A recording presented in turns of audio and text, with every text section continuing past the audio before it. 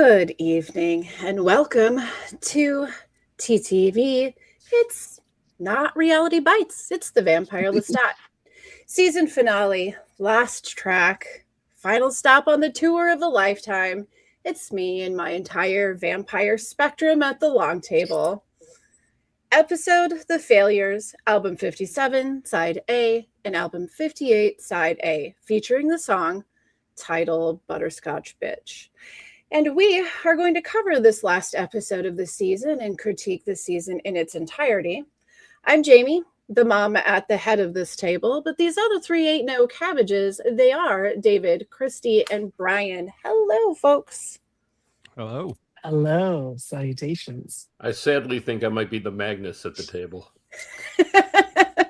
Well, friends, what's the overall level of satisfaction you feel about this finale? Grade A, failure, somewhere in between? What do you think? Oh no, I say grade A for me. I'm with you. I'm with you 100%. I give it a B plus. I think they built up a lot of stuff they didn't deal with, and sort of yada yada some stuff that we've heard about all season, and hopefully we'll see that in season 4. Mm-hmm. I was initially kind of hugely disappointed, like let down because it didn't deal with some of the things you're talking about, Brian. But then I thought about it and I rewatched it again because I watched it first thing in the morning, rewatched it again last night. And I realized this is a show that really doesn't do the buy Hoyle thing it's supposed to do. And I liked it a whole lot better the second time through. So I think this is an episode that's gonna grow on me. Although it will not be my favorite, that'll be the penultimate episode of this season. All right. Most satisfying, right? Yeah. I am satisfied with it. It's not my favorite episode of the season. I do like the way that they soft ended a few of the things that we thought for sure we were going to see. I'm not really disappointed I didn't see it because I kind of like the fact that this show never really 100% gives you what you think you're going to get. So it didn't bother me much. I am a little bit surprised by the jump at the end. That's a little bit. I feel like this entire season, why I think it's an A is like they really did focus on like every single one of his like traumas, and it was like an entire season of therapy for him. And for me, really. And honestly, if you really think about it, that is the perfect thing that needed to happen for him and all those around him so that they could be prepared for the next part, the next challenge that's about to come. Imagine if they'd all been fractured and couldn't, Yeah, imagine if they'd been fractured. Maybe the whole freaking world wouldn't have been destroyed. I think it's just Montreal. Just Montreal. I think they'll be all right. Those jerks, they become friends and look at the hell they bring. Oh my gosh. Okay, well, let's just jump into the episode. First, we're going to start with Louis. So last we saw our boys, heads are on the ground, but Louis awakes to the face of Armand, and he's but a disembodied head facing his body, forced to listen to the confessions of Armand and the capture of Regina. And he is told of the scheming of the century, the need to seek revenge, the need to follow Daniel, the puppetry of Regina and of Alex, and ruining for the sake of ruining. Okay, first of all, can we just talk about Armand's the puppet man plans, like the great reveal? The great. How come it is that we know the story for the most part, we know the characters loosely, we know their plot line, but why is it that Armand just keeps being the one that surprises me? Like when we first had the reveal of who was Armand the entire season, and now this, and I'm like, the whole time. Literally. Yeah, he had quite the revenge streak going on. But I think it's because the way I was thinking about it was in the first 2 seasons of Enter with the Vampire, it was Louis getting his real memories back but also telling the story of this kind of like fake facade of what he remembered, but then realizing these things were not, some of them were not real, and kind of finding that out, figuring it out. Armand really hadn't had his like say. So like they break up, he goes off, and Armand's like, I had a couple of things I wanted to say. And like all along, like they will not listen to him. They drove him crazy, right? He's like, listen, I will not be ignored. I am going to say what I need to say to you. All right. And yeah, we've all had known someone like that in our life. Yeah. And just the overall sense of like Armand was kind of like Talamasca, actually. Because he's always there. He's always watching. He's always making a move somewhere. But it's interesting that we have the first season told by an unreliable narrator, and second season. We're to believe in the second season that we're starting to get clarity, but realistically, we find out that in the second season that Armand had his hand in all of these things, and then we find that continues into 3, and it's like, this guy's everywhere. He is damn. You know what? Damn it, Brian. I might have to jump ship and join you on the Armand ship because that is some super villain level shit. It's good. He has orchestrated quite a bit of this, but I like that the flip in this scene is to not just make him evil. And I thought there was a really interesting thing. There's a really interesting parallel between, say, Armand and somebody like Michael Jackson, and that a lot of people are arrested, their development's arrested at the time they have their trauma. Yes. And I thought Louis pointing that out to him and saying that little boy was so scared, I thought it was a really nice turn, that they didn't just make him evil, that really just what he bad. Wanted was a true apology. But what I love about this show is the way it tweaks the camp. Is, did you notice what he was, when he was telling Louis what he was giving him? He was giving him his amens. Right. Right. And Louis like, what's going on? It's like, maybe not the time for a pun, I thought it was beautiful how they wrote it, because as Louis in the scene deteriorates, at the very end, when he's finally at the very end, he can't even really speak anymore. His weakest point of his he entire can't even life. speak. Now he's going to speak to Armand telepathically, and Armand is going to say the words out loud that he's saying. So the scene was really beautiful. I mean, the acting there, his face, as he starts I think this was his best scene in the entire. It was absolutely his best series. He's a dang good actor. Very much, yes. Wow. And his face was just beautiful. You could see like the tension, and then like you could see it fall away, right? He felt seen. And gosh darn it, if these writers aren't so dang smart that, okay, everyone was upset first season of the Interview with the Vampire.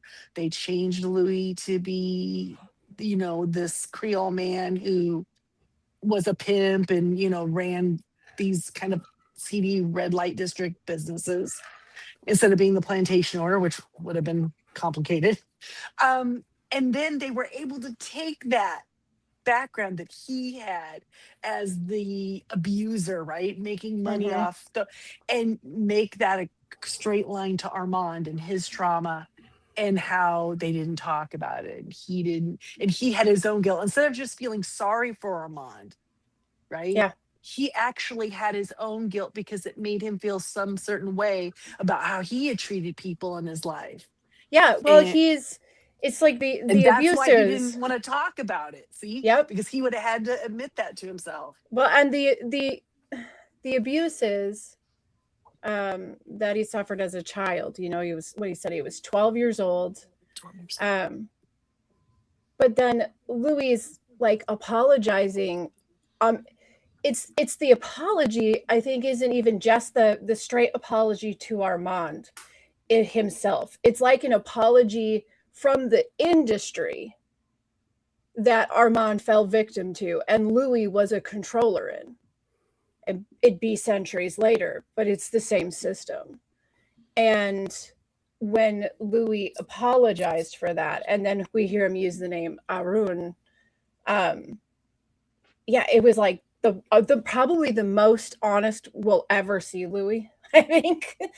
But it was interesting because that apology was like bigger than just an individual apology to Armand. I felt I thought it was fairly significant in that way, but it works. I mean, for whatever purpose of sincerity, it worked. Because, like gorgeous you said, scene. Gorgeous. You could see it fall away from him, and he took a breath, and he got the empathy that he really didn't you get could through see his human life. He just felt lighter, right? He was like, took that breath, and except he could not carve his initial on Louis' chest because he's there, right? Because it's still him. He's not. It's gonna high heel, but he'll have to see it first. Okay. It's like Zorro, the opposite of Zorro, maybe. But it works, and he sets Regina and Louis. And boy, did she run out of there quick. So don't blame her. Did you guys watch this episode more than once? I have not. I did. I watched it twice. Okay, I watched it twice because in this part when they first pull Regina out, she's talking to Louis and Armand is talking to Louis. It's like two different. It's very hard to keep. So you almost have to watch it once to hear the one conversation and watch it the other again to pay attention to the other. He lied to her and said, this friend of mine, lost his daughter and you look like her and maybe this would help him get some closure kind of situation, right? Probably dove in her mind a little bit and rattled around. And she was like the perfect person. He found her to go over there. But what did he say? 19 times she had been around him and he hadn't noticed her. And finally he did. Yeah. And she's an opportunistic. So she's wanted the money. But I think part of her thought, oh, well, what's it going to hurt, right? Mm-hmm. Yeah, because she didn't know how devious it was. Well, she certainly didn't imagine the head on a spike in the middle of the kitchen, or that the threat was going to be that head was going to be in the replacement of her head on her body. Yes, like as a threat. Oh yeah, that's right, as a threat. She told him, I really did like you, Louis. Like she wasn't. Maybe it was an easier job for her than she thought it would be, a little weird. It was kind of interesting too, because you got to see both characters kind of like, I really hate to do this to you, but it's going to be you or it's going to be me. And one of us isn't making it out. So it better be me. Like, you know what I mean? It wasn't just like it, because at that point he didn't want, like Louis didn't want this bad thing to happen to Regina, but he knew she wasn't his daughter. Right. It just was. And then on top of it, the last time he did see his daughter, she was like, get away from me. I hate you. So, he was like, she was totally I really hate that like, this is she doesn't happening. need to die for this reason. Yeah. What do you think it is? What do you think it is that finally it's her bleeding out, right? Slowly but surely. That he, okay. Because boy, he really does not want to admit that to himself. Yeah, he really was. I mean, his eyes were going. His eyes were falling. They were falling, Mom. Oh yeah, they were all wonky. The little lip was falling down. It was. I've had days just like that. Yeah. All right, so let's move. And really funny also how when Armand's walking around Louis' body, he's like taunting him and like poking him, and his body's just like.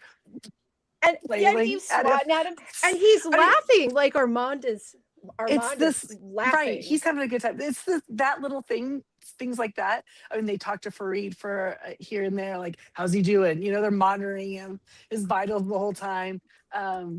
It was a lot of body horror in this, but it was good. I think we got closure for Armand and Louis, right? We saw last episode that Lestat and Louis got their closure. So now, hopefully, they can all work together. Well, I really do love that, like, Louis' biggest, knew what Armand, we just discussed Armand's biggest human struggle that he carried into his vampire life. And we know like the entire other half of this episode is really focused on a lot of Lestat's.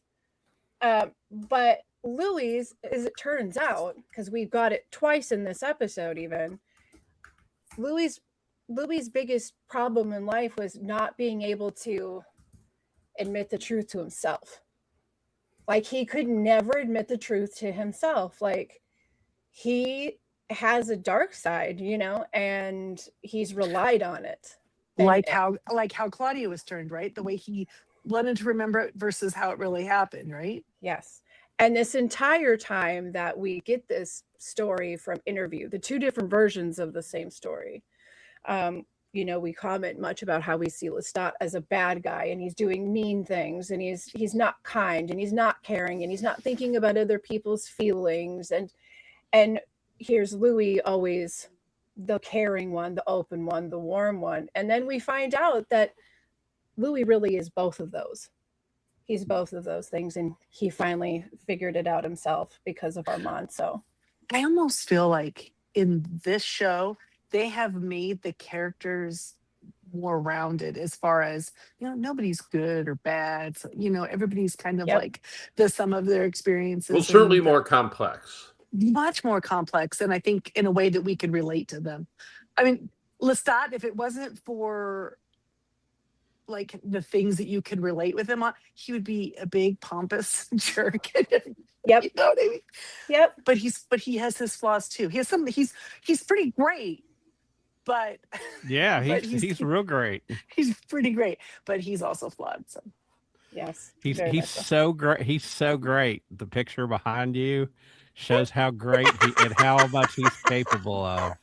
He didn't. Thank God he went to therapy. He didn't do that. He didn't do that. It wasn't him. Okay, I'm sorry, let's jump to Lestat. Okay, yeah, so we're gonna go to his side of this episode. His conclusions. If they would have played the what is it, the jive talk, what is the walk thing in the from Saturday Night Live Fever? Oh, Staying Alive. The Travolta walking down the street. They should have put that as the undersong while Daniel was walking down the street. That would have been hilarious, right? Realistically, he had a certain strut to him as he was. That's great. He's like all happy with his bowling bag. Okay, so with Lestat, boots upside down, birds, the family table in Magnus's tower. While Daniel may have Lestat's head in a bowling bag, we, the viewer, are in Lestat's head itself. As he is dying, and his failures are there to judge. Okay, notes. What do we have for notes from you guys on just the nothing more than just the initial introduction of the table in his mind and seeing everyone that was at that table? Feelings, thoughts, surprise. Well, I liked when he walked up and he says Lestat, and then the little Lestat stuttered on his own name, and I went, all right, this is cool. Yes. Oh, so good. I mean, we've seen the long table imagery the season before, so it made sense that it was going to continue. Magnus talked to him in an earlier episode about the long table when they're in the car and they driving. were waiting. I mean, it makes sense we're going to see this long table, and it makes sense. Is the long table a book invention or is it a show invention? It's a 100% a show invention. That is Roland Jones, and I think it's genius idea, really. It is. It's to be able to bring it into like every chapter that they have brought it into. It's what a great way to face all of the different versions of yourself, right? And like that Lestat, that's where he had his, humiliations as a child at the table, at his father's table, while he was sitting in the chairman spot, right? And then, now he's being judged by, other. Well, also chairmans. When he was the caretaker, remember, he had the long table and he would put on dinner parties with imaginary people. Yes. So we've seen it over and over again. It's a great little metaphor. Well, I mean, it's where he was judged most harshly in his life. So of course, it's where he's being judged most harshly at the end of his life. His own little courtroom of failures. Well, immediately Magnus is removed from the head of the table as he failed as a maker and clearly has no care for consent. And Gabrielle, surprise, is seated as the head.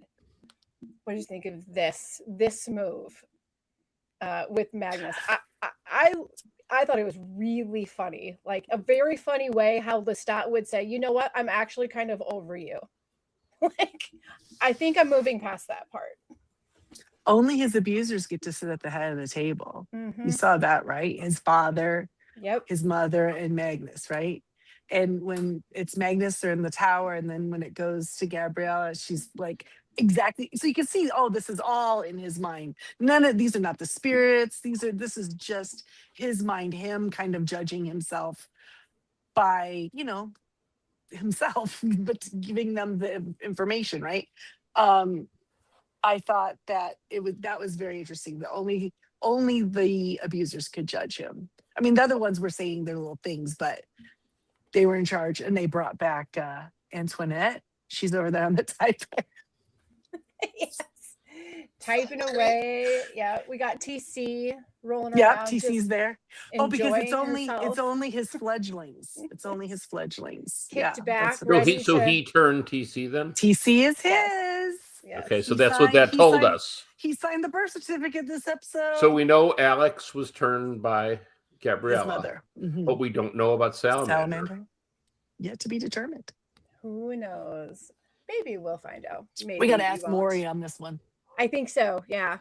Okay. So then once Gabrielle is at the head of this, because like I said, Lestat, it feels sort of like Lestat kind of faced the trauma and the damage of being turned without consent. And so it's sort of like this brush away of Magnus, like, really get over here. And Magnus tells them. Here's the real problem, actually. It's my mom.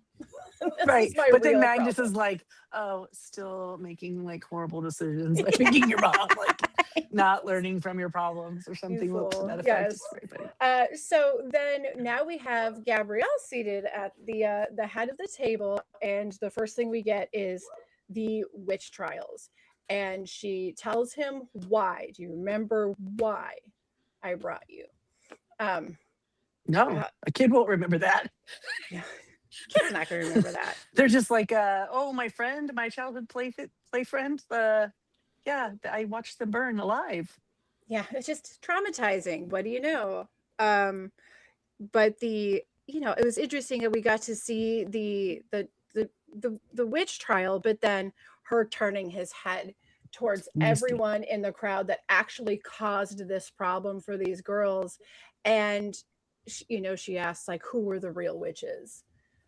So it's like her first real life lesson to Lestat was like, trust nobody.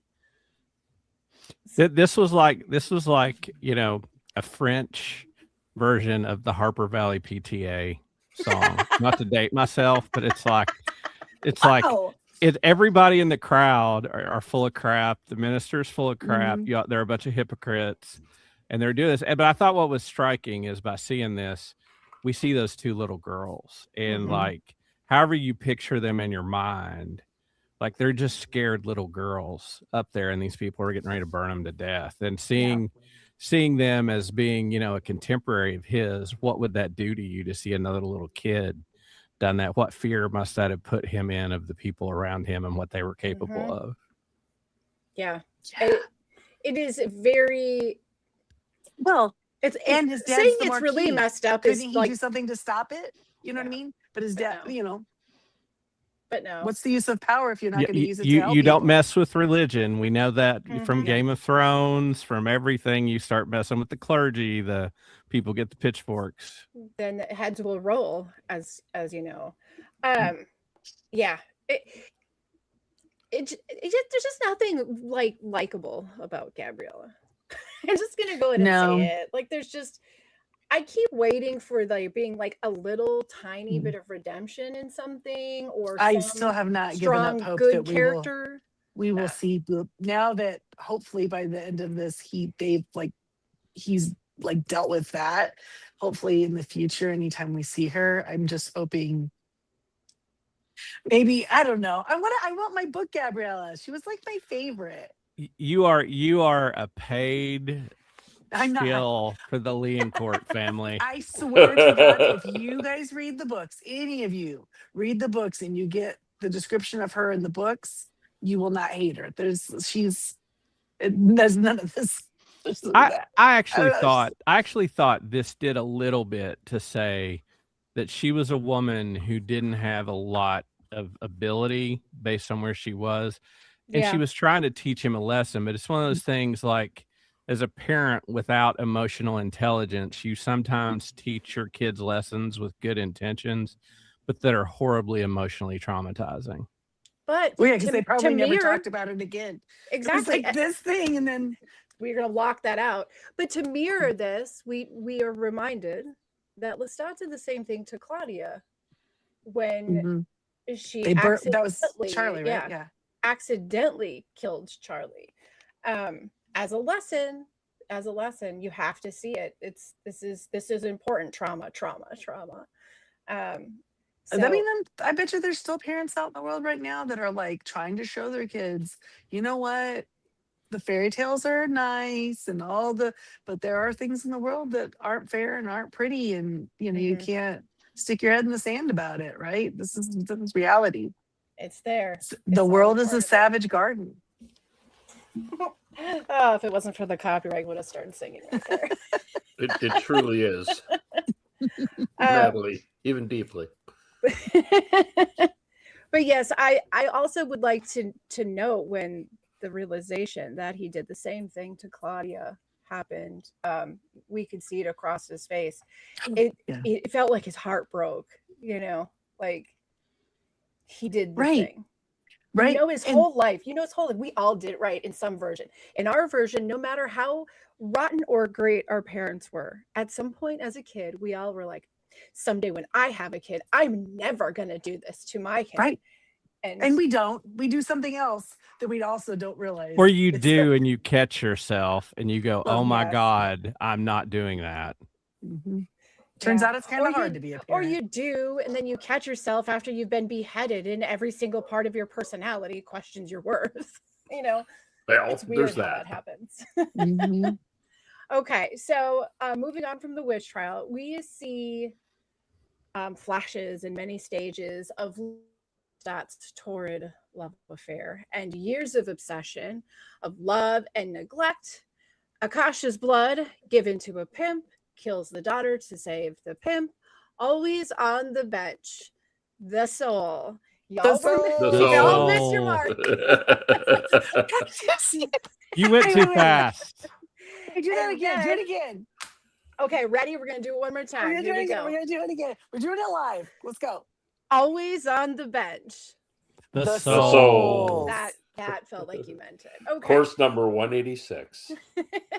And then, to quote Miranda's Hamilton, time's up, and the table becomes the stage. In the audience, his failures, his victims, those whose minds he pushed too far. We see Enzo in his sharp suit. We see Black Licorice, unamused. And we get a request for a song. Christy, what would that request be?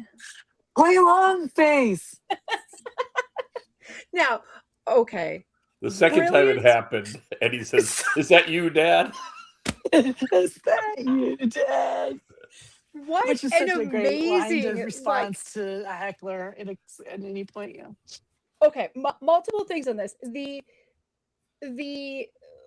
way that the camera shoots when he stands up on the long table and that long table becomes the stage is really, really great, and it extends itself, and then it's kind of it's sort of like the image that we see at the beginning credits, the opener, when he's walking down the table. So we finally got it. That was the last thing that I couldn't place in the whole because like every episode it's like, oh, I understand it's really great, right? When he first got up on the table, I couldn't help but think of that scene in Hair where he climbs up on the table and sings "I Got Life," and he's kind of charismatic, like that guy was, right? I was feeling like this was, I was feeling that this was very, very Morrison vibes. Yeah. Like the swagger. But before he jumps up, he's taken from them. The alarm goes up and he's like, snooze, because I have something to say first. My turn. It was like, you know what? Good for him for being able to pull himself up again, because he was feeling pretty down at that other table. He sure was. And he delivered such an amazing monologue throughout that. Like, there's so much on top of so much on top of so much, but it played out like a song. It was so fantastic. What a great scene. You know what? Because in the end, maybe he did fail, but at least he attempted something. Yes. And that was more than the other people had done. And it was so cute because you could see he was I didn't mean that. That was performative. Yes. He was trying so hard. Yeah, yes, no. He was trying so hard to mean it. I'm going to use that next time I say something stupid in an argument with somebody. I didn't mean that. That was performative. Well, after we get a little introduction of some of his victims, in the last moment when Lestat's about to truly accept his life in whatever failures he has, like his life's a failure, acceptance, we see Paul. And he is there to let Lestat know that he is no failure because somebody truly has loved him. And Louis didn't show it as he should. He gets that from his dad. But Paul thanks Lestat for loving Louis the way he needed to be. And Lestat's like redeemed. He's not a complete failure himself. Yeah, when he was sitting there and you could see this person walking up behind him. And at the moment when I realized it was Paul, oh my God, I was so excited. That was so glad. Cool.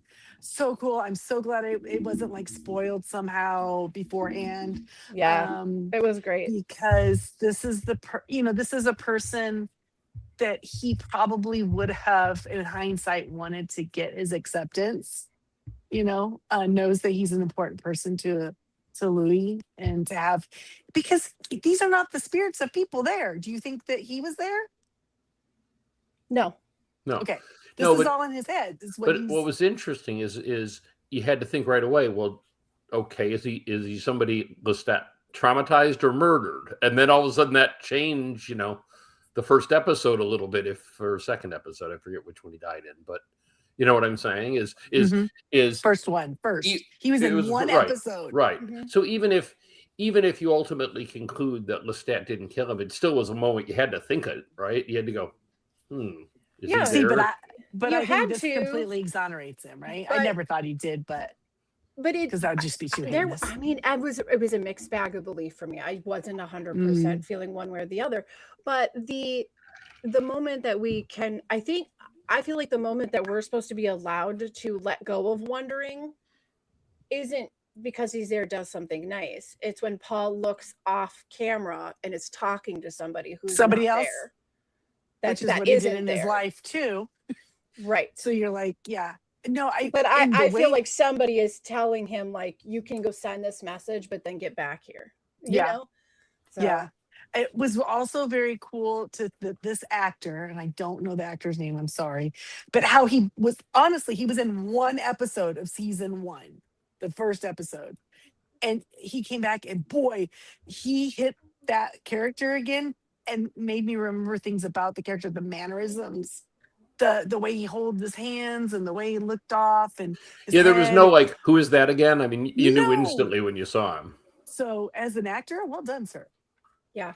And I'm doing a rewatch of the first season, as some of you know, with friends that hadn't seen it. So I'm only into episode 4 on season 1. So I very recently just watched Paul, and he just really seriously did just pick Paul up, and and it was a beautiful scene too, with the silver threads and of it all. And so when the the light starts shining down on them. Imagined? Or was that not the bowling Opening bag of the being bag? opened again? Yeah, they had arrived back Yes. at the butcher shop. I think that was that, right? And the think silver so. threads were his head being reattached. Yep. Mhm. Yes. And I really agree. I didn't say anything about this, but the part where they're at the table and Daniel's head comes down out of the ceiling. Lily's all like, "You got a hole in your ceiling." That was so well done. that was idea amazing. that are we gonna talk about all the Daniel stuff there at the bowling alley? Yes, we shall. Let's do it right Do you here. bowl? In the bowling alley, Daniel is there along with Alex, and they are greeted by Plastic Raglan. Dracula Alex. I love it. I love it. It might be my Halloween costume. Boo Ridley. I noticed. I saw the scoreboard for the bowling. Like, oh my god, yeah. Mm-hmm. And that's a shout out to Kill a Mockingbird. Yeah. Kill a Mockingbird. Bo Bradley is the character. Boo Radley. Right? Boo Radley. Bo. Isn't it Bo? Boo. It's Boo. Is it Boo also? Mm-hmm. Okay. Yep. And so yeah, that was really funny. But he doesn't talk about this. He doesn't talk. He got the gift of autism. Okay, but question here. Okay, is it a coincidence that Boo Radley is innocent in Kill a Mockingbird, though everyone thinks he's guilty? Do you think that that's a foreshadowing for Alex, that we'll have thought he was in on this the whole time, but he really wasn't? He was just following them around, maybe watching them, but he didn't know the plan. Do you think he'll be innocent? No, I think he's just Mm-hmm. Armand had him under control the whole time. Mm-hmm. So does that make him innocent? If he was coerced or controlled?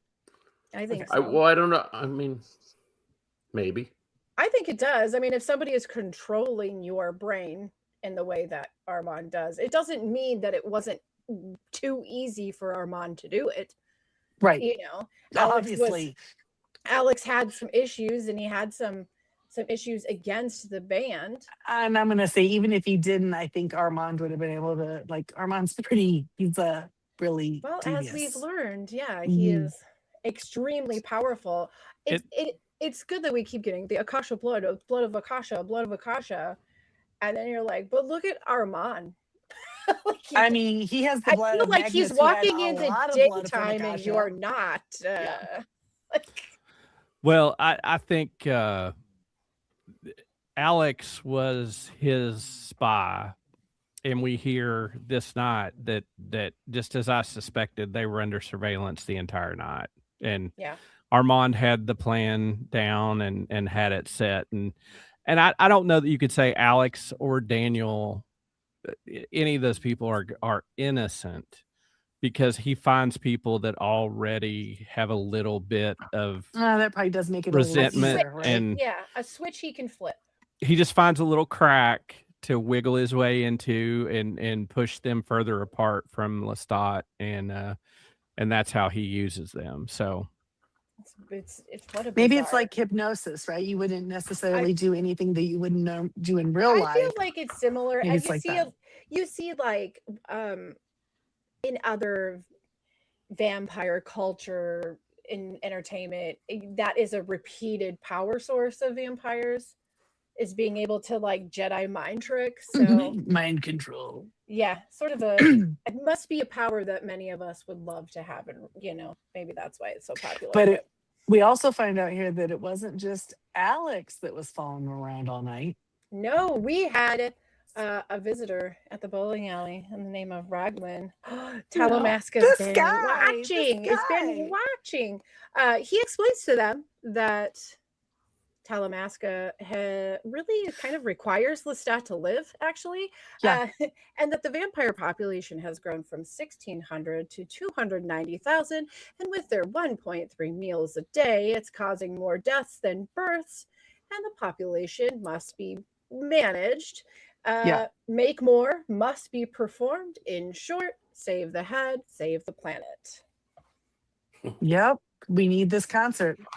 They've Okay, been was nudging it that along the whole a time. throwback to Heroes? Heroes, yes. Maybe. Save the cheerleader, save the planet, Yeah. I'd like to point out save that the world. I think it was. when Lestat is kind of like narrating this part, right? Kind of saying that he says about David Talbot, or sorry, Raglan James. He says about Raglan James that he is now his friend, right? At one point when he sees him. Yes. So, Yes.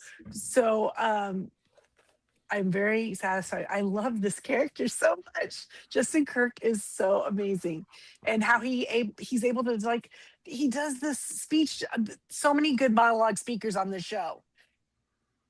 The monologues are fantastic. But yeah, he gets the head back, and he has like quite a hefty group of people with him. He always like walks in a room and just immediately like drops a bomb. And then starts going, here's what we're going to do. Yeah, he flips the people over from exactly Yeah. what they were going to do to the opposite every time, right? Yeah, Yes. He's a very compelling character, and one that going forward, I think universally everybody probably wants to see more of. Now, Christy, I start to lose touch at this point after Lestat. I start to lose touch with like Anne Rice's true version of the story. Yeah, I might have to assign you guys some I know that Talamasca agents all have a special gift themselves. They absolutely go out and recruit. When they recruit people into the Talamasca, because it is a secret society, they're looking for people with special gifts. Right. But not some the sort gift of autism. No, not on the spectrum of autism or whatever it was. The vampiric spectrum, yes. It's some sort of psychic ability, whether it's telekinesis, mind reading. So do you know as a reader what Raglan's gift is? I do. Okay. Okay, by your laugh, does that mean you probably shouldn't tell us? I don't want to spoil it. Let's not spoil it for any of the watchers. But we already know from, I don't know if our watchers have watched Talamasca, but maybe they have if they're really into this. And we've watched Talamasca. It was pretty good. It kind of gives you some, just kind of like a backstory of kind of like their organization. There's also a couple of pretty Let's be honest, vampires. we watched Talamasca so they don't have to. No, okay, that's not. I liked it. It was only okay. But I think you should watch it. Really good characters in there. Jasper's amazing. That's he's a vampire. We might see again. Really, cool I would love it if he's. Yeah. I would love it actually if we get to the concert at some point next season. If we saw Jasper there, wouldn't that be great? Hanging out with all. Because make more. He's got all his peoples there with him, like holding fort with all his little minions, maybe. I don't know. He was a great character, and then we got more of Raglan James in that one too. And boy, he's a smooth talker. Really great episode with him. Yeah, really a great episode. Probably the best episode of the whole season. No, yeah, but, yeah. Because he's interesting in the story they chose to tell of an outsider dealing with the Talamasca wasn't what we wanted. We wanted the Talamasca. Yes. But I mean, it's good, but not great. If you're balls deep in this like Christy, you should watch it. If you're a casual like me, I suffered through. I was by the end. Was it that bad for you? Oh, it just was. It wasn't what I wanted. By the end, I felt like but you got the rain scene to keep you interesting. Well, I was okay with the end of that season, just thinking because I was like, oh, they're just getting the ball rolling. And then it got canceled immediately. Like, well, unlike this show, that show had a twist that I saw coming 18 miles away. So. Sure, absolutely. So hopefully, maybe that was just a little taste, and we'll see some more Talamasca stories woven in within the vampires. Because that would be great. Yeah, honestly. I agree. There's some good characters there. And they will kind of come back around a little bit here and there. So now, before we go on to the final part of this, we are going to take a quick commercial break. Oh. So let us pause and we will continue in just a moment.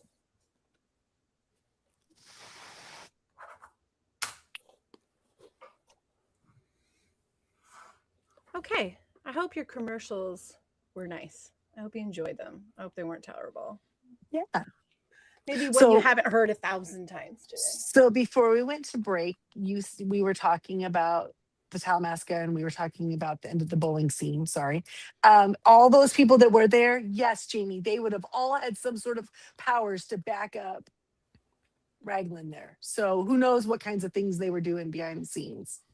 It felt because it kind of felt like the X-Men just walked into the building. So. Yeah, they made a little circle and they were ready to go. David and Daniel was kind of inside a circle. And so yeah, he kind of just gave up. But he did have to flash his fangs at the end, which was really cheesy. It was like it was cheesy. It's okay. It was a little cheesy. It was like you have this big, like you go head to head against this person, and Daniel always thinks he's the smartest. I mean, he's yelling at Lestat in the bag the whole time about how, oh, you think you're smarter than everyone, tried to get a Pulitzer like I did, and like all of these things where he's really affected by Lestat. He's got like an inferiority complex when it comes to him and Lestat, I guess. And he's doing all of that. And so you think like, oh, he's really ready to take him on. And then Raglan comes in, they have their little talk. He has to back down so hard that it was just like, it was like when the kids are like screwing around and the older ones picking on the younger one. And then mom comes in and says, now you got to stop. And as soon as mom walks away, the older one just like behind their back, like flips them off because like, yep. That's exactly what it was. Daniel was doing at the end. It was, oh my gosh. No one was afraid of your little tan, bang show. Your creepy vampire. Why the tan? His tan is so bad. Anyway, it's really, really bad.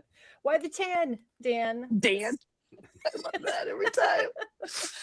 Anyway, so I think Daniel did not die though, because when they all walked in, did you all think, oh, he dies badly? Is this where he dies badly? I have totally, absolutely 100% forgotten about him dying badly. Oh, okay. Well, obviously that was a misdirect, at least for this season. So I'm vindicated thus far. Thus far. I feel like although they cut away and they don't show what happened in that bowling alley. But I think I agree. I assume like you all, he lived and he lives. I think the Queen is. We're not to that part. Have more involved in his horribly. Maybe he dies badly in like 400 years. We don't know. That's true. He could live a long life. Well, we don't know, but you might know. But you're not going to tell. You're not going to tell us and the fans. So. No, I think we're going to see more Daniel. I think so too. Yeah. Well, okay. So now Lestat goes from being inside of a bowling ball bag, and he wakes up inside of his coffin on the tour bus. That is the coolest coffin, is it not? All sewn back together. His hair doesn't look like he's suffered a major life-threatening injury. I mean, he's got a little like, wound. He's got a permanent choker now. Mm-hmm. Yeah. But you know what? He has no interest in this plan of going on stage and performing this song. And Gabrielle's telling him, no, you must. He doesn't want to do it. And he walks to the back of the bus where he has a reunion with a whole entire Louis, who has also been stitched back together. And it's very sweet. And they sit on those seats that are like the two sides of a booth seat, right? So their backs would be to each other, but they sit sideways, and they both put their arms out around each other, and they each touch each other's mark. Realize, they had been so worried for each other, I'm sure. And I just thought that was so cute. I thought it was really sweet. It was very nice. I mean, they had such a nice date, short of the breakdown, but between the two of them. And the beheading, But that whole beheading thing. Last time they saw each other, they lost their heads. And then they both, in the meantime, have really come to terms with a lot of things in their life. Like maybe Louis is ready to tell him that he loves him now, right? Yes. He's realizing maybe I should stop being such a withholder. Okay, based on one of my favorite camera shots, I have to say this. They literally can say to each other, I literally fell head over heels for you. But which one did it first, Louis? They really did. When Oh,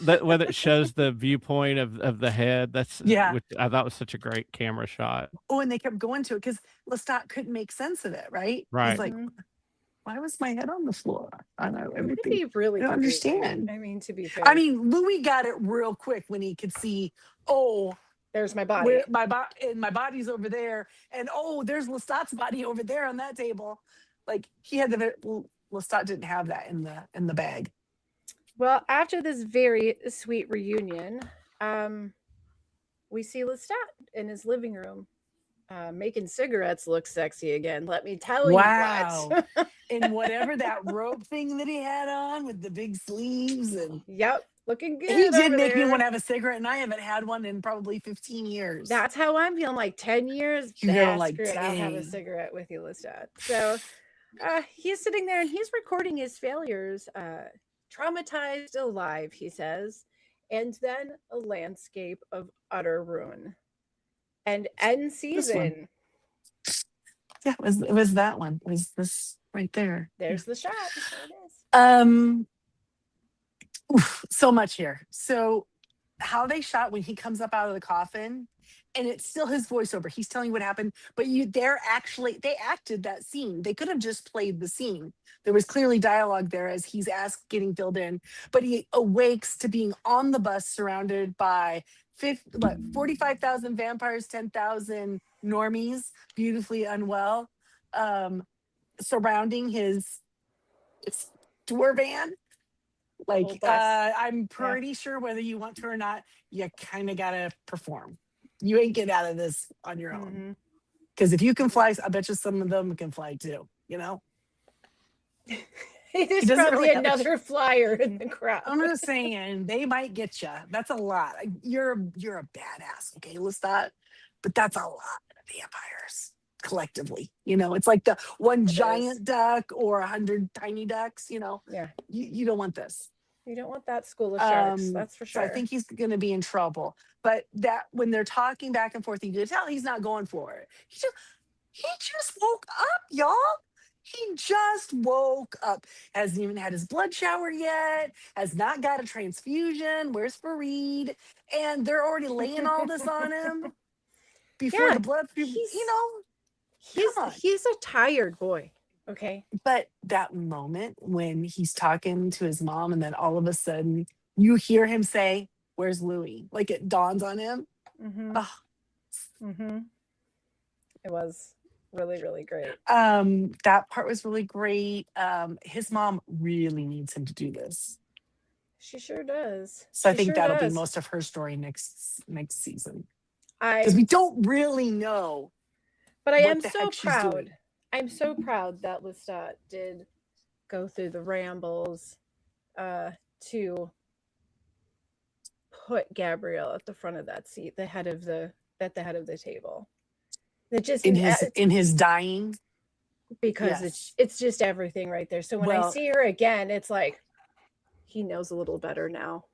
You know, like he screams at her and he calls her a monster. He's never done that. He's never stood up to her. He's taken her however she presents himself and said, "Thank you, ma'am. Can I have some more?" Yep. And this is after all the, dying that he did. He's now able to call her a monster. So I think that he is a lot better person at the end of the season, as are many of our vampires. Gabriella is not fixed yet, so hopefully next season. It'll be interesting to see how they tell the story next year, because the first one from Louis' perspective, the third from Lestat's. Whose perspective are we going to see next year? And are we gonna find out that maybe everything we saw this season wasn't as it was? I don't think so. I think this will stand. I think we're at, what was the last tape? 60 of 110. And he says, as he's recording, they've already gone past whatever next season is. Yep. And they're at the point where he's recording the things for auction. Okay. So you think he's going to be the narrator again? Okay, hold on. He's the narrator again for sure. I think there's going to be the concert. There's going to be whatever happens to cause this destruction. He's in his house. His house is untouched, by the way, right? His house in Montreal is untouched, but everything's leveled. So that's on purpose. Well, I guess we'll probably see that. Now he's recording these things, and these are the recordings that will be sold at auction, at the auction we saw at the beginning of the series, right? Right. Yep. Right. And we still don't know how Armand loses his eye. We don't know how Louis loses a leg. Right. Or a foot. I think the Queen of the Dam is running amok as he's recording these. Yeah. I don't think she's defeated yet. Like the battle's still going on. Like it's still happening. So their prediction on how they deliver our story next season, my prediction is the first two we were going through Louis, and it was all flashback. Both seasons were told primarily in flashback. Lestat, I think, is going to be the only season that we're being told at time, because we get, in his memories, but they were just little tiny bits of memory. The story wasn't told as a flashback. But then do you think we'll get more of his like childhood and stuff? I think we might. I mean, if it's prevalent, I don't know that it really will be, because this was all about him coming to terms with his human self. I can't imagine we would see Nikki again. Why? Yeah, no. I think he's healed some of these demons through this process. But I mean, I do think the story, there's a high likelihood that the majority of next season will be told as a flashback, like season 1 and 2 was. Maybe not necessarily as like there'll be narration, but if we're already standing in destruction and we're way past the show, we're already going to have to start out with the past to reach all the way up to where we were currently at the first episode. Maybe we start out by finding who bought the collection and who's listening to the failures. You know what I'm saying? And then they're going to flash back. So that's another way they could do it. Yeah. Because at the auction, Riley and James was leaving when they were saying what the other lot was, until they said there was a bottle of decanted Lestat blood, and then he stopped. He pivots around. So nobody at that point cares about the albums. Nobody cares about these recordings. But people were interested in his blood. They cared so little, in fact, that they did a mock run and a fake out, and then burned the presses, right? The first pressings of all of them. But here's the masters. Would you like those? But imagine he put out 100. Was it like 101 albums? How many albums was it? I think that. I don't have the idea that he does all of these recordings. And what is the highest we heard? Like, what is the highest 60, in the story? 60 something, I think 62 maybe. But I know it was over 100, because I remember thinking, who would buy the album set? You're like, it's a double album. Oh my God, they did a triple album. That's nuts. Dude, I'm not buying it till it's a special edition release with bonus tracks. 100 plus albums. Yeah, this is so crazy. But of course he would do that. He's over the top. You think just a little bit? I think that the highest we actually 111 according to ChatGPT. Thank you. Okay. Thank you. And I think the highest we got was 58. And we've only heard the first 58. Okay. So we know we're going to hear the rest of it. Just over half. So yeah, we will get the rest of that. I mean, that's going to be this next season. I'm so excited. I hate that it's such a long way, but I am excited. I think if we get any more of his backstory, it'll be anything that pertains to why the Queen is drawn to him. So maybe we'll actually see the wolf killer scene. That could be a thing, possibly. I was going to say, when Jamie asked that question, I don't think with us going into the future and this season being set basically today, I don't think the show wants to be in 3 different eras. That's just too messy. I think there might be moments they go back. I think the only thing we'll go back for is we'll go back to that basement with the Queen. I think we'll go back to that, and we'll see more of that. Get more of that, because you don't get the actor that played Marius. I forget his name. I forget his name, but he's in a million things. The Swede, but I will call him that till the day he dies. But you don't hire him to do that without plans for using him more. So I think we'll go back. Well, he delivered probably one of the funniest lines in the entire in the entire season. That my ADHD husband was stimming on all night long, walking around. I'm not going to do it because I cannot do it. My husband does a very good impression. Do you want him to come in and tell us? Because he can come and do it for us. Where he tells him that he's his special boy. Yeah. And the way he says it is so funny. But that's where he got paid, was for that right there. So too good, worth the money. At the beginning of the series, because this is almost like a new series compared to Interview with the Vampire, right? I was hoping that and trusting Roland Jones that he would do to this book what he had done to Interview. It's a book that's the entry point to these books, but it is not the most fun book. It's okay. There's other books that the Vampire Lestat is the book that everyone consistently says is their favorite book. Well, and Queen of the Damned, those two, because let's go on an adventure. I like Tale of the Body Thief. That's book 4. I think that season 4 is going to be whatever's left of those recordings and Akasha's defeat. And then I think something else is going to happen and we're going to have an auction. I think that's going to be season, what will that be, 5? That's what I think is going to happen.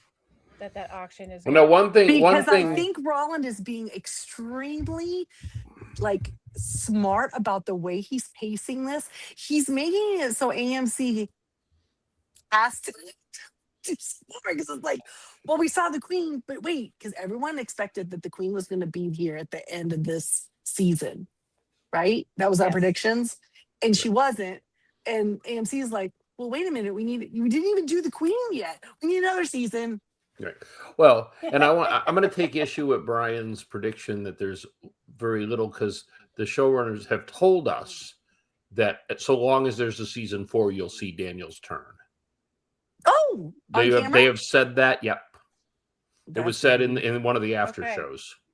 Okay. So that's something we haven't seen that they'll go back and show. Well, there's one thing that by the time that season finally drops, because this is a long wait, there's going to be one thing that all of us are happy about, and I am predicting that thing is going to be that we'll get one more song that drops. We'll have this long haul with nothing. The anthem. And then we're going to get Make More. Yes. I think after they drop the live concert, there will be a song that's released. Maybe. And that's August. It's like exactly 1 month, isn't it? Like exactly. I want to say it was the 27th, but maybe that's that sounded right. But in August, guys, so make sure you don't miss that. It'll be on AMC. AMC's like, we need you to not cancel your subscription just yet. Not yet. One more month. Not yet, guys. And then probably in September they'll be like, hey, here's some Mayfair Witches teas. Yep. Mm-hmm. Yep, that's exactly. Gotta have some of that. Okay, guys. Well, now that the tour bus is parked and our road managers have gone to bed, let's huddle around and get real with our feels, okay? This season has brought us some amazing moments. Jumped from the pages in the mind of Anne Rice, and some that were built on her foundation. I would love to hear what you consider your 3 favorite scenes of the season. You can describe them however you need to, but what are your 3 favorite? Should we go from third to best? Yes. Preferably, yes. Okay, so we should all do 3, then I'll do 2, then I'll do 1. We'll have overlap, clearly, but... Oh, just do your 3 and then go to the next person. Okay. All right, who's going first? I'm going to say David, because you're on the top of the square. All right. My third favorite scene is Lestat and Louis' confrontation in the attorney's office. Because I think we were just hungry to see them do a scene together. I liked it. I liked the raw emotion. I thought they both did a great job acting in the scene. My second one, similarly, is in the episode 6 when they had the argument in the car. Yes. I just thought it was such an incredible job acting, and you almost felt like Sam Reed was having a nervous breakdown. I mean, it was pretty amazing. It felt real. Mm-hmm. And then my number one scene of the season, and I think this will surprise nobody, and probably other people will have it, is Claudia's return. The seance. Yeah. All right. Not No, not Claudia. Not as Claudia. Virginia, yeah. Okay. Or we think it was Claudia. Yes. So that's my top three. Okay, Christy. Me? Yeah. Okay, my third favorite moment was, and I'm so glad I didn't pick anything you picked. Who knew you were such a romantic, David? You liked all the couple stuff. Yep. My third favorite scene was Louis' revenge on the Fang Gang. I just thought it was so, like I had said that episode, it was like Tarantino-esque, right? Like the way they shot it from one camera, him coming in, shooting the people, and going. I thought it was so great, and then like how it plays out in the basement. It was just it was so good from beginning to end. So that was my number 3.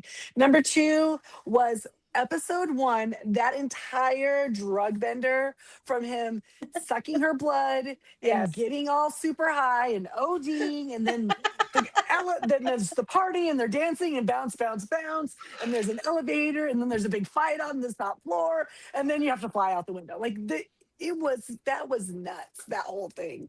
But that was my number 2. And then number 1, honestly, is all of the concert scenes, because I've waited a really long time and it did not disappoint. The music was great. Sam was great. He had a presence. He has a presence. And I'm just saying, there are going to be a lot of people out there this year that when they get their Spotify at end of the year thing, it's going to be with the Vampire Lestat. So all the concert scenes, chef's kiss. Thank you, Roland. All right, Brian. Well, I have David's number 3. The boardroom with Louis and Lestat when they finally face off, and seeing them together, and seeing Louis being cool, calm, and collected, and Lestat just boiling with some great singers. I thought like seeing them back together was gratifying. Just the way he said Santiago that sold it, Yes.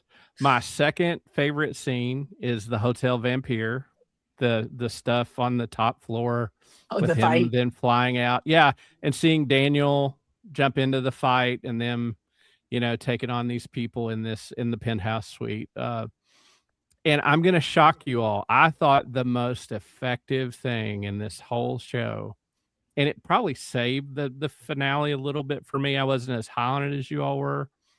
But I thought bringing back Louis' brother, I thought that was my favorite scene of the whole season.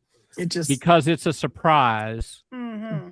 He sits down and thanks him, and then of course the ending goes, not that I still would like what y'all are doing. Yeah, but I still wish you were a woman. Yeah. Yeah. Honestly, sometimes. So do I. But I thought that was so effective, not only to say like you've done good, but also explaining Louis to him and why their problem has always been not being able to break through that communication barrier that Louis could never that they verbalize. Had in the boardroom even. Yes. Right? Mm-hmm. Yes. Even in the boardroom, he's still doing that. Well, and that tied in a lot to my favorite things, like Lestat basically admitting to Louis, okay, yeah, most of the songs are about you. And Louis basically saying, okay, I did move closer, and like their inability to communicate. And I thought that was just a beautiful little chef's kiss moment. And that actor, seeing him back and seeing that, it just tied everything together. And I thought it was an amazing surprise reveal and really a great cherry on top. Nice. Yeah, it was very lovely. Good stuff. My third is the hotel fight with the arrival of Daniel specifically. Just the quips that were made before the fight started, with the Team Tooth and you Yeah, know. he's laughing at him, and Armand told the truth. Did he? Yes, it was almost campy with its humor, and And then the pacing and everything, the angles, it was just like bam, bam, what bam, is and then it happening? pivots right when he's in real danger. It pivots, and there's Daniel Malloy to the rescue. Your boy Daniel Malloy, with a very Daniel statement, and it was like the Avengers gone wrong. It was fantastic. I got so excited about the whole And story. actually Sam the vampire got in there too. Yes, We got to see him, yes, and that was so fun suspiciously too. familiar DJ. Yeah. It was. I don't know what's not to love about that scene. My second is the return of the spirit of Claudia, because Delaney's performance was the performance of the year. Like, it was just, God, I love her. I love her. She's fantastic. But to see all of these unreliable narrations always selling Claudia's true self short, like just Well, they're always speaking know? for her, right? Because she didn't have a when voice. all is said and done, everyone treated her like she was a kid, even when she wasn't no more. Yep. Even when she wasn't. Even them. Even when Louis tried to do well, Louis was really just doing something for himself. Her life was full of mansplainers.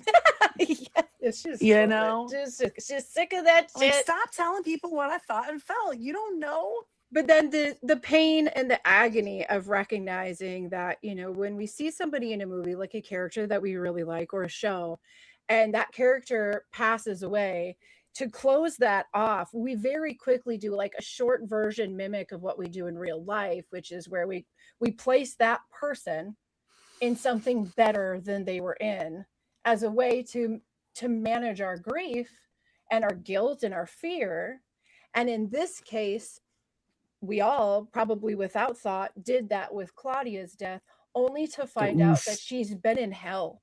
She's been in hell looking for the person she loves the most. So, wow, it punched me right in the guts, and it punched them in the guts, and they deserved it. And Delaney is amazing. They did. And then my favorite. You know what? I wonder if we might not see her ghost again. I think we might. Because they played that scene happens much later in the books, and they moved it here. And she did break the circle. So. And she did break the circle, and Mary was. She was incapacitated at the time, so she didn't see her run off. Got her face slammed in there. Mary Rick, and so and do you think, I don't know, I've heard some inklings that maybe a nice, beautiful bow on that would be that he sometimes does find something of Madeline's and brings Madeline back for her. Maybe I would very, very much like that to happen for Claudia, because I want that. I want her to be able to have something nice. And then my favorite scene of this season was Lestat's confession to Daniel that only Daniel could see or hear. Oh, yeah. And that was good too. That's the thing. Picking three. So hard. It's so hard. I honestly, I couldn't just pick, because I don't think there's. But I'm surprised how really little we overlapped. Yeah. We overlapped a little, but not a little bit. Well, the show had a little bit something. There wasn't a consensus number one pick. I think you asked the right question. What were your three favorite scenes? Right. If you said what were the three best, I think we'd all have to agree. Like the seance would have to be really in your top three if it was the best scene. Yeah, I wasn't. Yep. I mean, it was hard though. That's why I didn't put it as one of my favorites, because it's like it had to happen. It's a tough one. Hard, but it was hard. Now, here's the real moment we've been waiting for. That list was hard, but we're gonna jump to a new list that maybe it's easier. Yeah. For me, it might have been more difficult. I don't know. But also equally hard. We need our high fidelity vampiric playlist. What are your top 3 tracks? And I'm going to start with David. No, I went first last time. Oh, okay, Brian cares. No one's keeping first. Tally. What is this? Tally the vote? Okay, it is Brian, actually. Brian, you go first, bud. Yeah. Okay, I'm cheating though. I'm just going to tell you. My third favorite, go from third first. My third favorite is Plastic Fiends because it's clearly Bowie influenced. So good. And I mean, obviously Bowie is one of the avatars that they based this character on. My second is a tie because it has the post-punk goth. And that's a tie between Black Licorice and When I Call Out Your Name, both of those two, which have very I Call Out Your post-punk Name goth. goes so hard with the whole Gabriella of it all. When I Call Out Your Name, though, I could hear Nine Inch Nails doing that song. Yeah. I really could. But my favorite song it still is The Loneliness. I like the melody in it. And I believe to my ear, that's his best vocal performance, that there's some more tender, beautiful stuff. But if you listen to The Loneliness, his falsetto in that is immaculate. So for me, The Loneliness is my number one. Okay. Christy. My third place was a 3-way tie.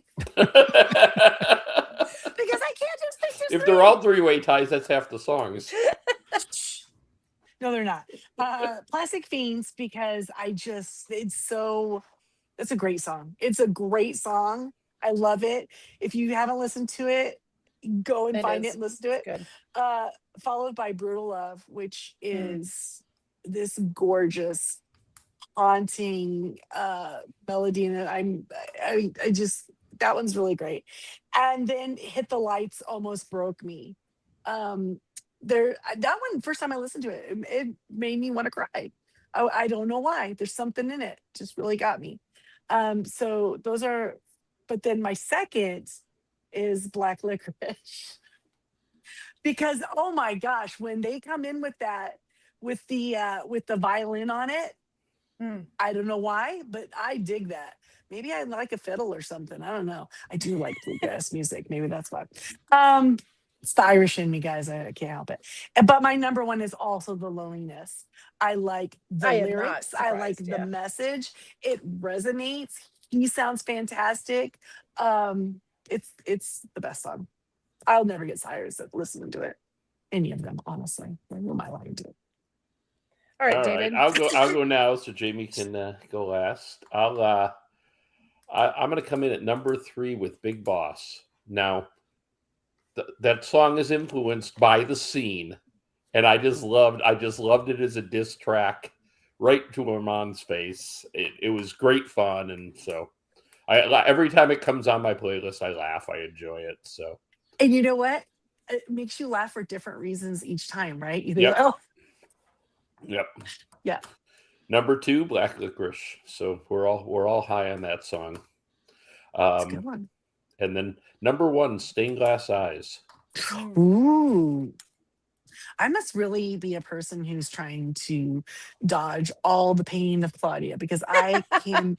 That song is not my favorite because I'm like, I don't know, it makes me a little too sad. Not sad in a, like, it touches me personally. It's like I feel bad for her, and that's hard sometimes. But yeah, it's dark.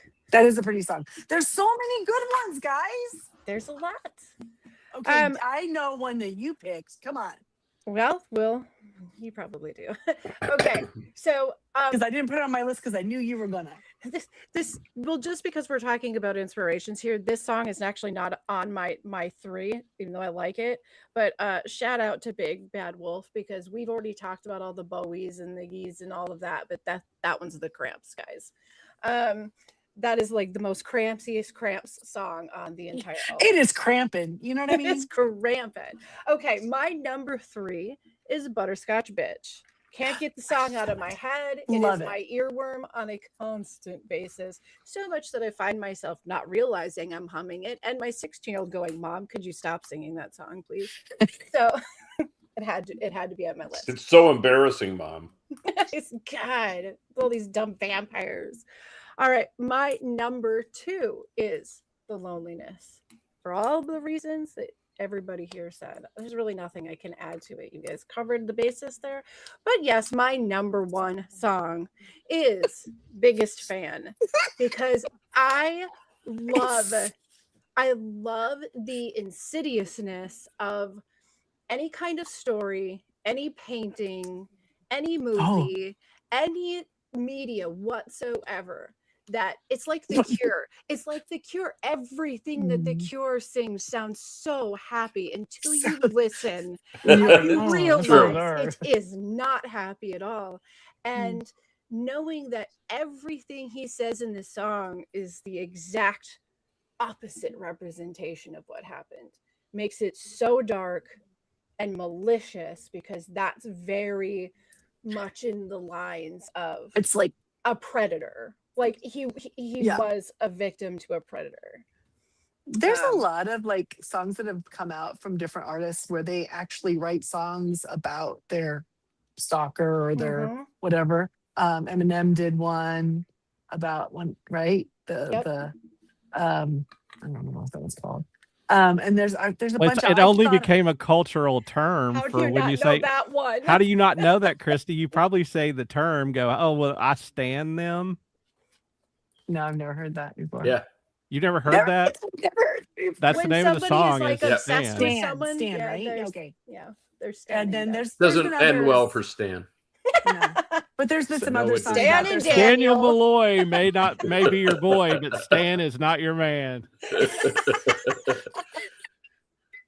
He's got his girlfriend in the trunk. I mean, it's a bad news. Yeah, he's not a good dude. Not good. But so that's kind of a thing that's happened before another artist. This is kind of Lestat from the point of view of that person who tormented him. So yes, very much. Because usually when people are a bad guy, they don't know they're being a bad guy. Yeah, usually. And I mean, Magnus is deranged enough to. Well, and that was his reaction. He's a bad guy. What did he say? Consent is so 19th century. So 19th century. There's a 19th century concept. It's like of mice and men, right? Those bunnies are so cute. Let me pet them really hard. He doesn't know he's hurting them. Marius didn't know how much he was hurting.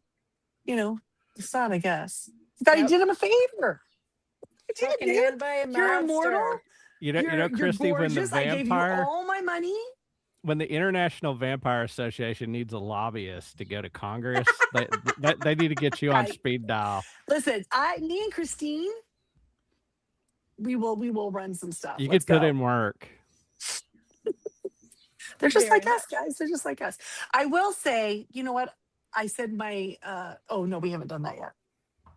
Okay, continue. Sorry, we're not to our next list, or the list that you said biggest surprises from the books. Well, that's a you list. That's a me list. That's more of a you list. So get right into it. Go there. Okay. Let's do it. So one of the things I was most surprised about was the fact that in the books, Louis and Lestat, because they deal so much with the whole "Am I a monster? Do I have a soul?" Which apparently yes. Them being decapitated and still being alive. That's why Raglan was so excited. Like this man loves to solve a mystery. Oh my God. So they suffer with this like guilt of like, am I evil, right? Armand lived the servants of Satan. They like think that they have this evil place to play in the world, and that's where they're stuck. And so they very early on did not help with that. Right, exactly. And so when they go and hunt, it's more fun for them to hunt another hunter, a predator, right? That's more fun for them. It's more interesting, tastes better. And so that's what they do. But in this, they haven't done that. They've like finished off families, or they're going over here and doing Bellboys, this. Gabrielle, they're just a priest, and I wonder an entire Italian restaurant. Exactly. So I'm wondering if it's a situation where like that's something that he will come to now. Maybe that'll be a new philosophy for him, and Louis will be able to finally hunt together, and they will have a pointed like, we're going to do this because this, is a way for us to survive, but also to help the world, and we're, the philanthropy of it all. You got to eat, right? So I hope that comes, because they really are. They have so much guilt. Anne Rice was a Catholic, and she had lots of Catholic guilt. So that was one of them.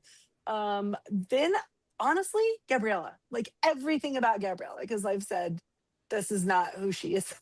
at all. This is not your Gabriella. This is not our Gabriella. I love Gabriella in the books because she is this woman living in a time that's way more oppressive than anything we could think of today. And even though she's rich or not rich, she herself is. She's even landed, but that's it. She lives this lifestyle. She's miserable. She doesn't like this. This is not great. And she just has too much spirit, but it's just always like, squashed down for her. And so when she becomes a vampire, she gets to like spread her wings and just like no rules matter. Societal rules do not matter. Liberated. And and it's really beautiful as a story. So maybe I don't know if we'll get a redemption on her. Probably not. There ain't nothing likable about this. They had to make Armand older because that would have given Marius issues when he comes on the show because Marius is messy. But he is also a good character. I don't know what to tell you. Gabriella was a good character, horrible mom, but didn't do all the diddling on her kid. But then they made her kind of this just as mine. The asshole of the season, honestly, right? Just kind of like, stop it. Well, if it isn't Daniel. And I wonder if we'll come back to a conversation between them where she'll say she did all of this to make him finally come to terms with all of his trauma and whatever. Maybe it's like, finally you call me a monster. Finally you stand up to me. Finally you're a man, or who knows? So she's like Tiger Woods' dad, like the only reason he won all those tournaments was like from a young age, you're going to be a winner, Lestat. Listen, I don't know how they can write this to make it better. Christy just wants Gabrielle to be better. Listen, Roland is amazing. He's done things no one would ever thought of. These show is much better than it could have been. And so I have faith that maybe she'll figure it out. Or maybe Roland Jones has some mother issues himself. He has mommy issues, maybe. Well, she hopefully works it out, or I'm just going to keep not liking her so she can try to live with that. I don't blame any of you. I know Gabriella, if you knew Gabriella the way I knew Gabriella, maybe, but and then the other thing that really surprised me was Armand's big hot mess apology tour. This does not happen in the books at all. By the time he has the concert, they all come together because everybody knows he's having his concert.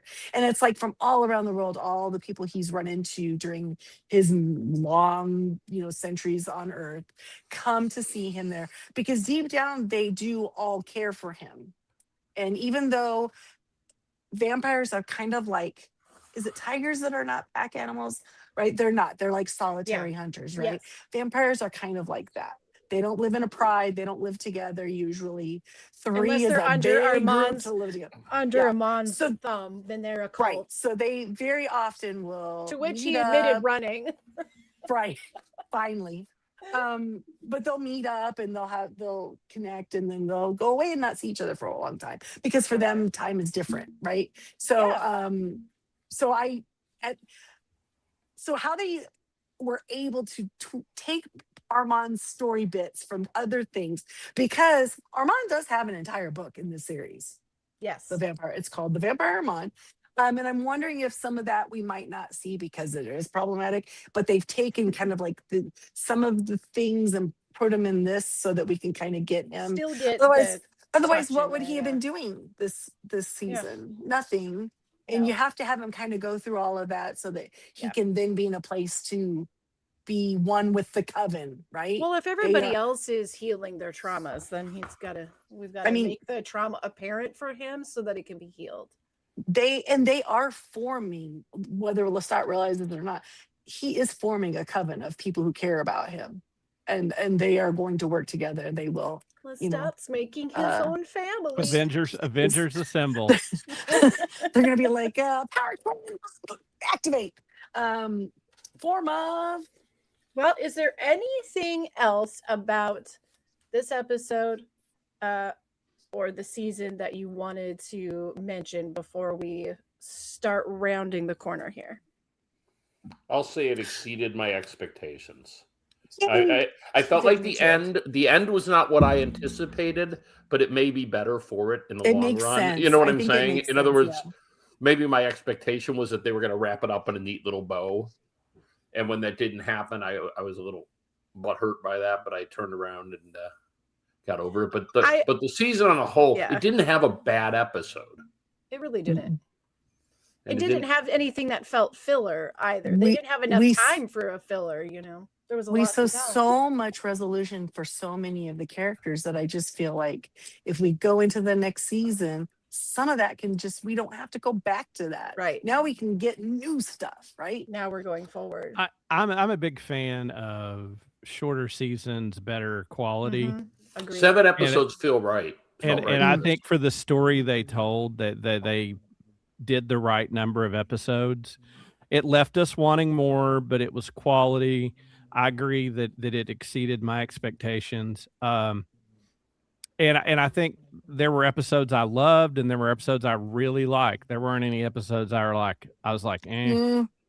You know, like I think it was a good season of TV. And if you watch the previous 2 seasons, the writer, I mean, having this architect know where the pieces are. I mean, there were so many flashback cuts to stuff from the show, like so quick, like boom, boom, boom. I mean, like they've been setting this up in a really expert way, and I think if this team stays together, I think we can look forward to more good stuff. Yeah, I agree. Absolutely. They seem to know that the material, understand it in a way that I didn't even understand it, and like create this whole new thing that is just still so perfect. You know what I mean? Major, of course, we've said it already. Major props up for all of the music. The songs are all great. Their performance. Every Daniel performance is amazing. That I look forward to the end of the year, you know, in the new year when you get to see like what your Spotify count is or what you'll have to your Amazon Music, whatever your where you listen, and it like calculates how many hours you spent listening to what artist. Spotify. They made me 75 last year. That's true. Well, it's going to be with this hitting your algorithm, then what would it do? It covers genres, bud. But I do think that it will be fun for us all to see the collective hours we spent listening to this album at the end of this year. And also major props to the marketing team. Oh my God, the levels. They had so much fun with it, right? With the one night concert and the apparel. And can you imagine selling that to AMC? So what we want to do in New York is we want to do a concert for like 800 people. I think they. Do you know how much that's going to cost? Well, yes. The tickets were free. I understand. But it was lottery. It was just, and it was, they had a bunch of them that were just all press people, all media, social media people, influencers. They knew what they were doing. Brilliant premiere strategy. Brilliant idea. Hey, our show's about a rock star. Why won't we do a concert, right? And they gave swag bags and cheese. Yeah, every note hit for a successful network campaign of a show. Like it was beautiful to actually see it be so professional and so tricky, you know, all the new things. You expect something and you get something different, and it was great work, guys. That was fantastic. Well, they have said this has exceeded their expectations. Like it's well exceeded. I'm very glad for them. Yeah, I'm glad it is. It exceeded ours. They've been showing it on Netflix. Some things I think I don't Netflix. So they've been trying to cross promote it. I think people are finding it. Maybe people will watch this and go back and watch the interview and then go, oh, that makes sense. What's going on? Right. I don't know how that would be to watch. That would be odd, but you could do it. And then watch this one again. Everything will make sense. Again. Yeah. But I you know what? We got to trust Roland. Just trust the process. He knows what he's doing. Yes. He's a great driver. I feel like he has the spirit completely down. The spirit and the soul of this series is there. And I've said it right from the first season. Almost every change I've seen them make was the right change for the medium. So I have no complaints overall on any of that. So kind of hate to do this part because we do have to end. This has been a long podcast. It's been a fantastic season. But we have to end our travels for now. The band is going its separate ways, and we have to leave our rest up. fans with nothing but these recordings. You've listened to us here on Crazy Hank or Tally the Votes YouTube channel, but you can also listen to us wherever you find your favorite podcast at the Jay and Jack Whole Enchilada feed. We would love to take the opportunity to thank those Patreons over at Jay and Jack who contribute at a certain level, and they are Ericart Rickner, Joanne with a Plan, Maggie the Magnificent, and Ed the Creepy Poopy Head Mailman. If you would like to become a Patreon and get all of the extra goodies at the Jay and Jack Whole Enchilada feed, then go to patreon.com/Jay and Jack. Now, our coverage of the Vampire Lestat may be done for now, but you can still find all of us here at Tally the Votes in our reality television coverage. We are currently covering season 28 of Big Brother on Thursday nights, immediately following that week's eviction. We will also be covering Traitors, Survivor, Australia Survivor, and there may be a whole new show with Just Us Ladies in the house coming around the corner. So if you... Because we can't shut up. Yeah, you don't want to miss out on any of that. So do us a favor, hit like and subscribe. It allows us to keep making the things that you want to see. It's been fun. It's been so fun. I know I use that word a lot, but I have had such a blast. You know what's been really enjoyable? What's been really enjoyable is the multimedia aspect of this that you don't have. That it's like we would talk not only about the show, but about when a new song dropped. And that was kind of exciting and a unique experience that I think Jamie's right. They really found the alchemy there that kept this buzz going for the whole season and had me looking forward to it and had us like, oh, has the song dropped? Oh, what do you think? And I thought it was a really interesting season of TV, but I like the way they incorporated the whole multimedia part of it. And that's the problem. What do you do in season 4? You're not going to have an album when you don't have that. Well, they may yet release the Stuttering Wolf Killers, so we can be hopeful. Get more. Well, Sam, I was going to say, Sam was doing these songs. They were in the recording studio like 2 or 3 years ago. Well, that's when he started the voice lessons. Correct. And then they were working on songs. So whether they were recording them or not, they were already working on these songs. So he's getting tired of singing. He's probably going to quit acting and go sing. I mean, he could. I'd buy the album. And so I'm really wondering if also they might, because on the after show, did you see their faces when they were talking about season 4? Because they haven't announced it yet. And they were kind of like a little like smiley, like, but not saying anything. So there's probably a grand announcement coming. I bet you Comic-Con, because that's coming up. Right, Comic-Con would be a good place to, because they're having a panel there. I'm wondering if it isn't going to be with the release of the concert. Could be, very much could be.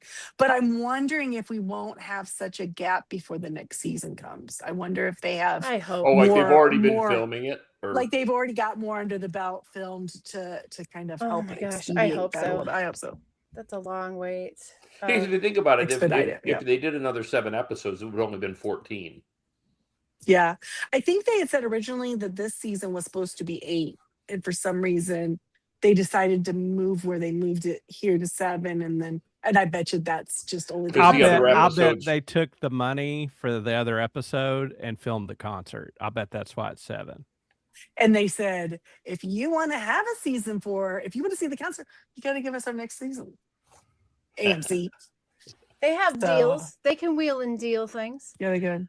Okay, guys. Well, my fledglings and my friends, my companions, all of you here at this table, thank you for trusting in me as we took our first journey into scripted television. I have loved every moment of the season, and I have loved every moment covering it with the 3 of you. We came, all 4 of us, from the roots of Lost. How our connections all were made.